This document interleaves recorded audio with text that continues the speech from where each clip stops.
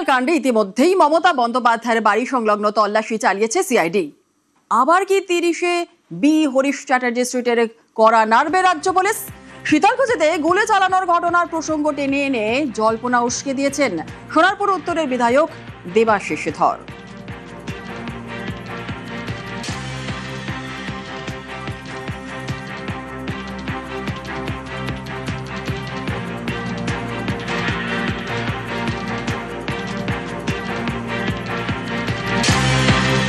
আমাদের শীতলকুচি যে ঘটনা সবাই জানে, যখন ওই নমিনেশন ফাইল করতে হয় এটা সামনে এসেছিল যে শীতলকুচি ঘটনা যেটা হয়েছিল ওই ঘটনায় 3টি এফআইআর হয়েছিল। তার মধ্যে গত সরকারের মুখ্যমন্ত্রী ছিলেন, তার এগেনস্টেও একটা এফআইআর হয়েছিল ওই উস্কানি দিয়ে ঘটনাটা ঘটানোর জন্য।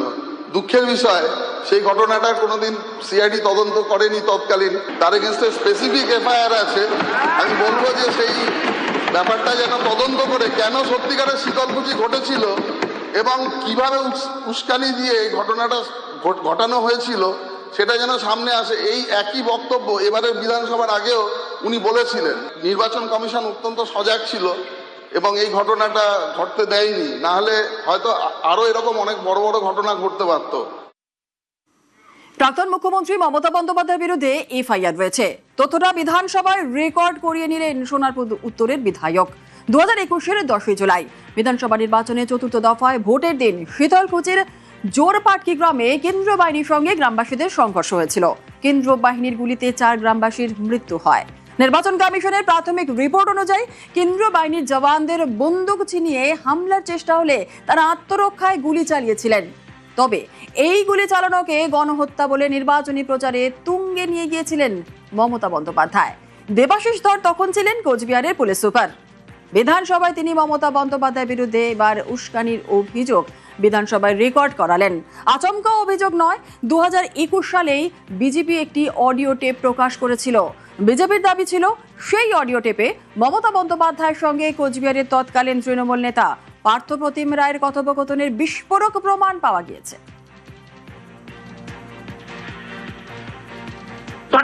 মাথা ঠান্ডা করে ভোটটা করো, তারপরে বিচার আমরা করবো। একদম আমি অ্যারেস্ট করাবো সব কটা সিআরপিএফকে। ডেড বডি গুলো এখন রেখে দাও, কালকে ডেড বডি গুলো নিয়ে র্যালি হবে। আজকে পরিবারগুলোকে বলবে কেউ ডেড বডি নেবে না। ঠিক ঠিক ঠিক সব থাকবে। আগে ভোটটা করে নাও মাথা ঠান্ডা করে। আছি ফিল্ডে, আমি পড়ে আছি। এরা কারা করেছে? সিআরপিএফ সিআরপিএফ সিআরপিএফ লোকগুলো কারা? লোকগুলো কারা? পুরো আমাদেরই লোক। পুরো এফআইআর করবে লয়ারকে দিয়ে, নিজের ইচ্ছে মতো করবে না। ওকে ওকে। এফআইআর বাড়ির লোক যেটা করবে আমি বলে দেবো আফটার ইলেকশন, যাতে এগুলো ওদের কমান্ডার থেকে শুরু করে এসপি থেকে শুরু করে সব কটা পাচ্ছে। এসপি কেও বাঁচাতে হবে, আইসি কেও বাঁচাতে হবে। ঠিক ঠিক। 2021 সালের এপ্রিলেই গুলি চলার জন্য মমতা বন্দ্যোপাধ্যায়ের ভূমিকা নিয়ে প্রশ্ন তুলেছিলেন অমিত শাহ। তিনি মমতা বন্দ্যোপাধ্যায়কে ক্ষমা চাইতে বলেছিলেন।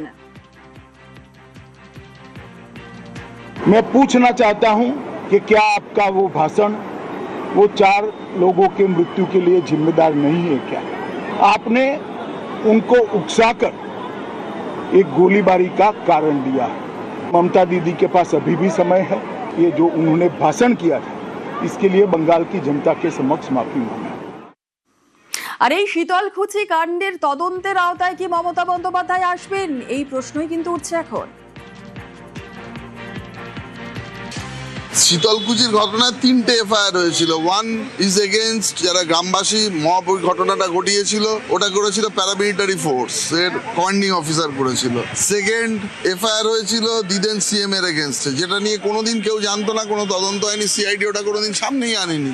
থার্ড হয়েছিল যে প্যারামিলিটারি ফোর্সের এগেইনস্টে, যার জন্য ওদেরকে ডাকা হয়েছিল। ফলে আমাদের সকলের এগেইনস্টে ইনভেস্টিগেশন হয়েছে, যতবার ডেকেছে গেছে, আমি কোনো বেলও চাইতে যাইনি। মমতা ব্যানার্জি এগেইনস্টে ওটা শেষ হওয়া দরকার না। এই পুরো ঘটনাটাই যে মমতা ব্যানার্জি ইনভেস্টিগেশনে হয়েছিল, এবারেও একই কথা বলেছিল। এবারে ইলেকশন কমিশন অনেক সজাগ ছিল। কত বড় ঘটনা উনি ঘটিয়েছিলেন। উনি চেয়েছিলেন মুসলিম ভোটটাকে একাট্টা করতে এবং সিম্প্যাথির কার্ড খেলতে। জেনে বুঝে পুরো ঘটনাটা ঘটিয়েছে মমতা ব্যানার্জি। আর শীতলকুচিতে গুলি চালানোয় কি মমতা বন্দ্যোপাধ্যায় উস্কানি দিয়েছিলেন? আমরা কথা বলেছিলাম স্থানীয় মানুষের সঙ্গে, যারা সেই ঘটনার প্রত্যক্ষদর্শী।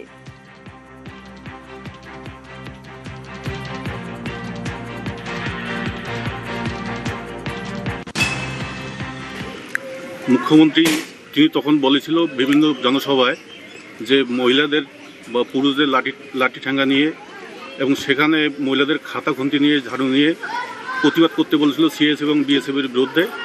তাই ওনার উস্কানিতেই এই ঘটনা ঘটেছে। কিছু এক কমিউনিটি আর এক কমিউনিটিকে আটকানোর চেষ্টা করছিল, তাদের ভোট বাধা দেওয়ার চেষ্টা করছিল। তারপরেও স্কুলে লাঠি ঠ্যাঙ্গা নিয়ে এসে 300-350 পাবলিক এসে অতর্কিতভাবে সিএসএফের কাছ থেকে বন্দুক কেড়ে নেওয়ার চেষ্টা করে, তার বদলা কিন্তু গুলি করে। মুখ্যমন্ত্রী উনি নিজেই নির্দেশ করেছিলেন সিআইএসএফ যারা আছে বা যে সমস্ত জওয়ান আছে সমস্ত ওনাদের উপরে এমনভাবে আক্রমণ করুন যে ঝাড়ু ঝাঁটা নিয়ে বা ওনাদের বন্দুক কেড়ে নেওয়া, এই সমস্ত উস্কানিমূলক ভাষণগুলোর জন্যই এই ঘটনাটা ঘটেছে। আমরা যদি এটাকে পরোক্ষভাবে চিন্তা ভাবনা করি যে তৎকালীন মুখ্যমন্ত্রীর উস্কানিমূলক বার্তার জন্যই এই ঘটনা ঘটেছিল, এটার জন্য দায়ী করতে হলে একমাত্র তৎকালীন মুখ্যমন্ত্রীই দায়ী আছে।